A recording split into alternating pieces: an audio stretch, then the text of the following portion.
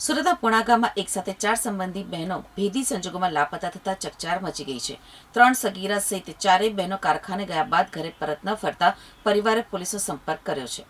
સુરતના પુણા ગામ વિસ્તારમાં કારખાને ગયેલી 3 સગીરા સહિત 4 સંબંધી બહેનો અચાનક જ લાપતા થઈ જતા પરિવારજનો ચિંતામાં મુકાયા છે. મળતી માહિતી મુજબ ભાઈ હોસ્પિટલમાં દાખલ હોવાનું કહી કારખાનામાંથી 1000નો ઉપાડ પણ કરવામાં આવ્યો હતો.